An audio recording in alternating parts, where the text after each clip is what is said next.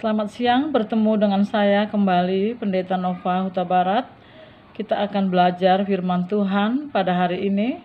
Kita ambil dari 2 Timotius 4 ayat 1 sampai ayat 8. Adapun tema dari firman Tuhan yang akan saya bagikan hari ini ialah beritakanlah firman baik atau tidak baik waktunya. Saya akan membaca, mari kita mendengarkannya. Saya akan membaca dari ayat 1 sampai ayat yang ke-8.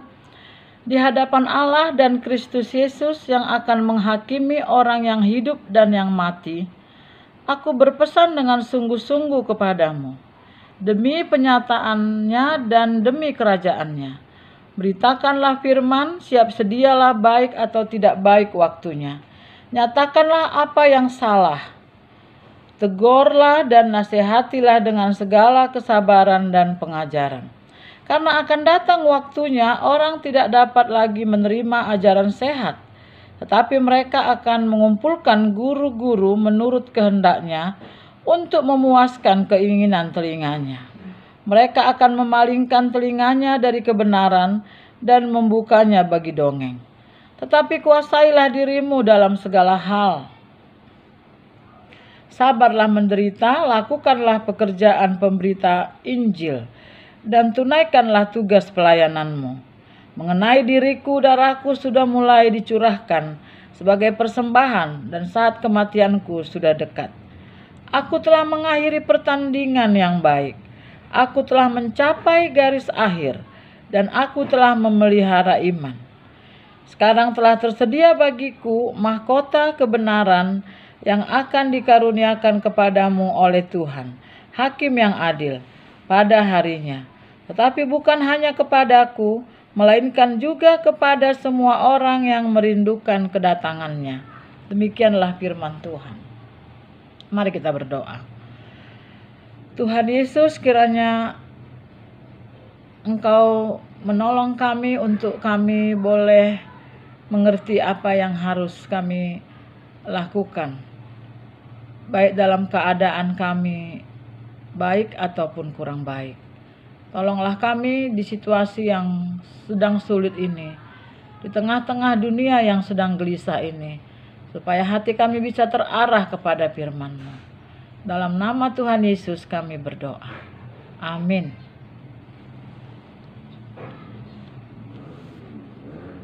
Surat 2 Timotius ditulis oleh pendeta tua, hamba Tuhan yang sudah berpengalaman, mengirim surat kepada anak rohaninya, pendeta yang muda Timotius. Dia berpesan, ayat 2, beritakanlah firman, siap sedialah baik atau tidak baik waktunya. Nyatakanlah apa yang salah, tegurlah dan nasihatilah dengan segala kesabaran dan pengajaran.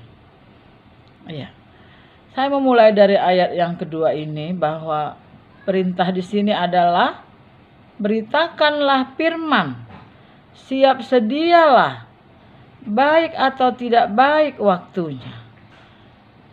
Mengapa Paulus mengatakan ini? Beritakanlah firman, baik atau tidak baik waktunya. Sering sekali kita memang berpikir bahwa ketika kita menerima Tuhan Yesus, ketika kita diselamatkan, ketika kita mengikut Dia, bahwa kita membayangkan bahwa semuanya akan baik-baik saja, aman-aman saja. Namun satu hal yang saya tahu, bahwa ketika pun di tengah kehidupan kita, dalam bahtera hidup kita ini, ada Yesus, gelombang pun masih tetap datang. Namun apa yang menjadi kewajiban kita? Apa yang menjadi tugas kita? Beritakanlah firman, siap sedialah baik atau tidak baik waktunya. Jadi tidak ada alasan, keadaanku kurang baik, aku tidak bisa menyampaikan firman Tuhan. Dalam kondisi seperti sekarang ini, kita tidak bisa pergi kemana-mana, memang sangat sulit. Tapi inilah perintah Tuhan.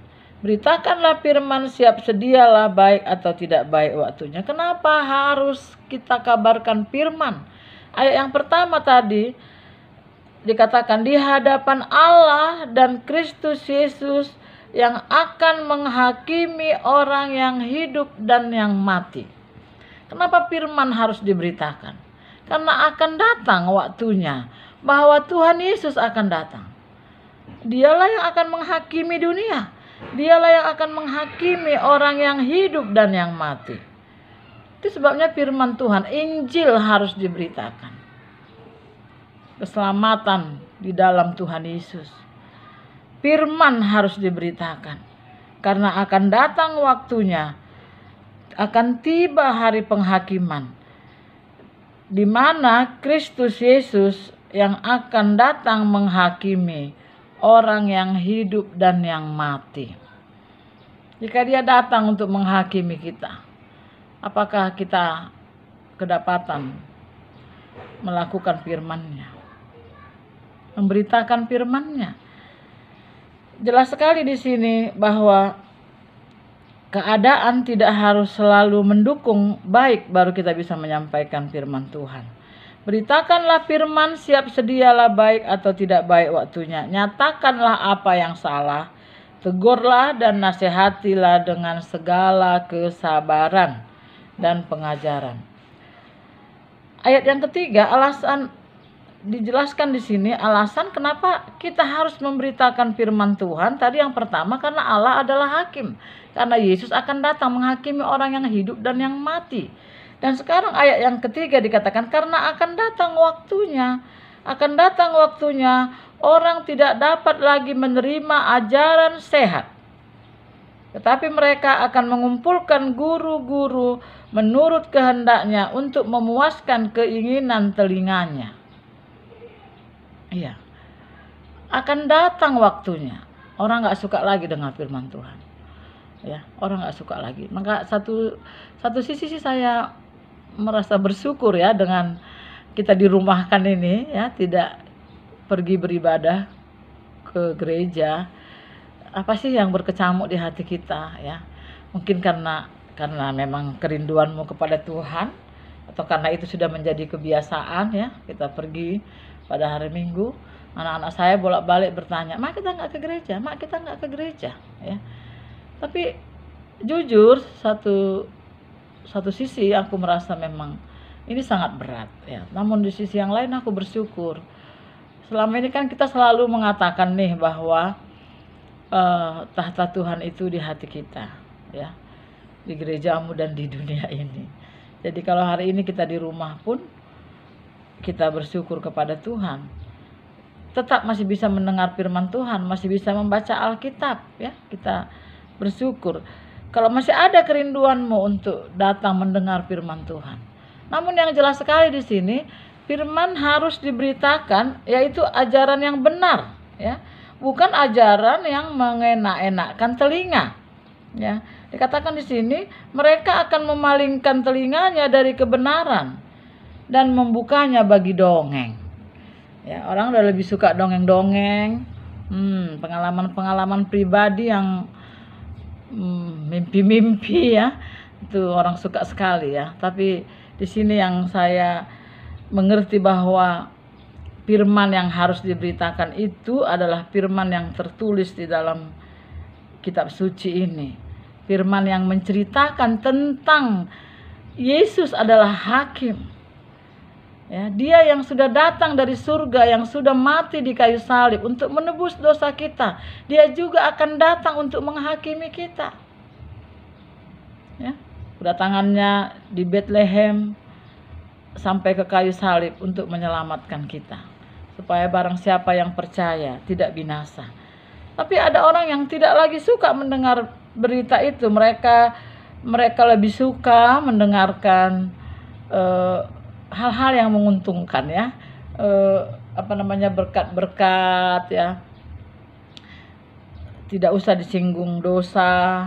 Tadi kalau ayat 2 ini kan dikatakan tegurlah, nasihatilah ya, tegurlah apa yang salah.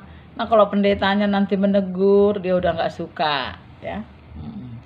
Tapi kalau dibilang nggak usah gereja dulu, dia bilang pendetanya nggak beriman.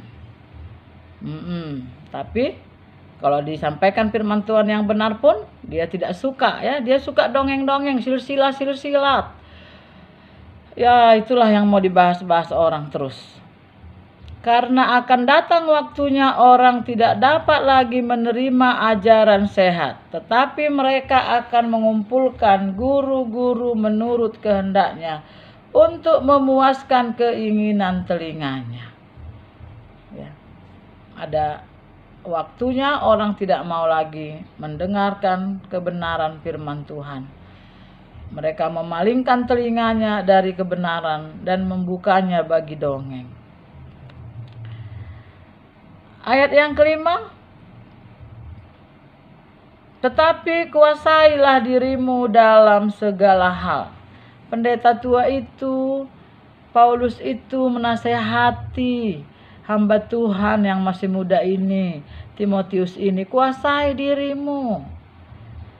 Kuasai dirimu dalam segala hal. Sabarlah menderita. Sebab kepadamu dikaruniakan bukan saja untuk percaya, tapi untuk menderita bagi dia. Ya. Orang Kristen banyak sekali yang tidak suka jika berbicara tentang penderitaan. Ya. Orang lebih suka hal-hal yang menguntungkan dirinya. Tapi dia adalah guru kita. Tuhan Yesus sendiri menderita. Kuasailah dirimu dalam segala hal, sabarlah menderita, lakukanlah pekerjaan pemberita Injil. Lakukanlah pekerjaan pemberitaan Injil. Pada masa-masa sunyi ini, di rumah adalah kesempatan yang baik bagimu untuk mengabarkan Injil kepada orang-orang di rumahmu. Siapa tahu selama ini mulai hari Senin sampai hari Minggu kau terus pergi ke gereja. Ya. Kau lupa bahwa di rumahmu ada anakmu yang belum menerima Yesus. Yang belum suka membaca Alkitab. Ya. Pergunakanlah kesempatan yang ada ini. Injil ini harus diberitakan. Pasti yang pertama kepada anak-anak kita di rumah kita. Ya, apakah mereka sudah mendengar tentang Injil keselamatan ini? Jangan nanti mereka kita serahkan. Oh, ini ada sekolah bagus, ini begini. Di sana ada asrama, di sini. Apa memang mereka menemukan ajaran yang murni tentang Injil, tentang keselamatan? Tentang Yesus yang akan menghakimi. Jangan nanti lebih banyak anak-anak kita menerima ajaran dari ajaran-ajaran orang lain yang tidak murni. Ya, atau sudah masuk ajaran-ajaran yang sesat. Makanya kita pergunakanlah waktu yang ada ini, walaupun kesannya ini waktu yang tidak baik ya. Apalagi saya seorang pendeta ya. Rasanya kok hari Minggu itu nggak di gereja, gimana ya rasanya ya. Tapi ya, bahkan tadi waktu saya baca-baca di Facebook ada orang yang nyinyirin pendeta ya. Mungkin ada sih sebagian sejawat saya pendeta yang masih tetap meyakini untuk membuka ibadah minggu hari ini ya. Ada yang nyinyir, oh takut nggak dapat kolekte ya, takut nggak dapat persembahan persepuluhan ya. Saya sih bukannya tersinggung, kebetulan di gereja kita memang tidak ada kolekte ya. Saya percaya bahwa kebutuhan saya tersedia dibuat Tuhan ya. Soal perpuluhan itu adalah ikatan janji kita dengan Tuhan, bukan soal bergereja atau tidak bergereja. Tapi orang nyinyirin begitu ya. Jadi juga ya jadi pendeta ini ya. Karena nanti kalau nggak gereja katanya nggak ada persembahannya. Tapi saya tidak memikirkan itu. Iya.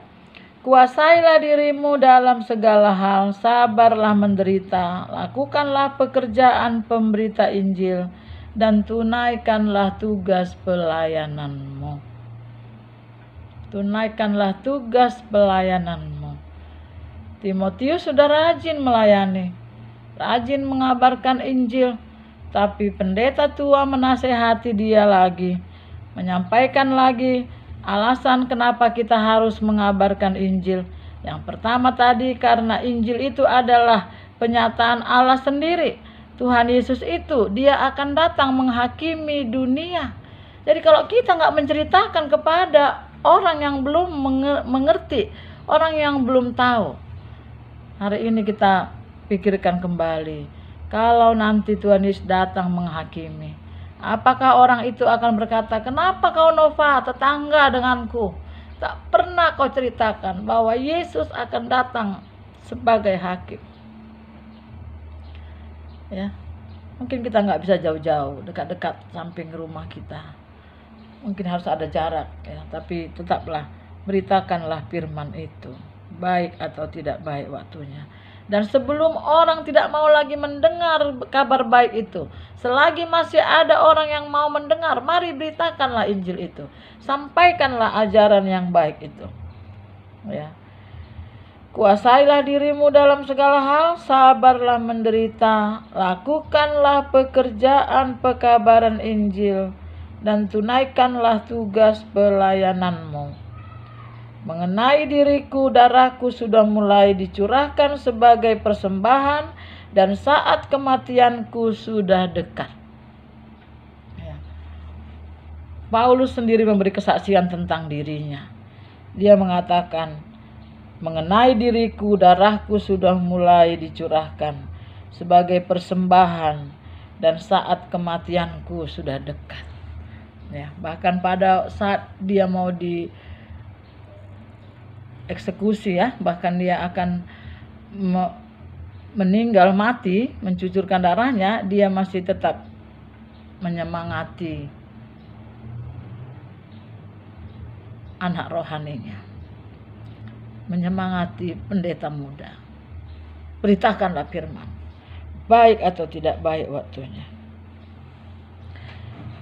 Paulus mengatakan, aku telah mengakhiri pertandingan yang baik.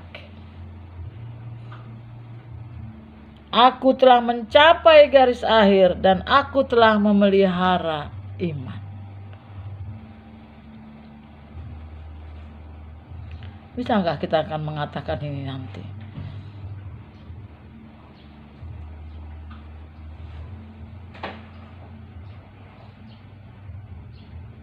Mengenai diriku, darahku sudah mulai dicurahkan. Aku telah mengakhiri pertandingan yang baik. Aku telah mencapai garis akhir, dan aku telah memelihara iman. Mantap kali, ya.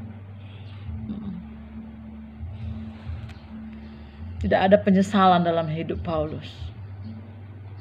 Andaikan dulu aku begini, andaikan dulu aku begitu, ya. Mungkin kalau saya secara pribadi, banyak sekali sih seandainya waktu bisa diputar kembali, ya, banyak catatan-catatan hidupku yang ingin ku perbaiki.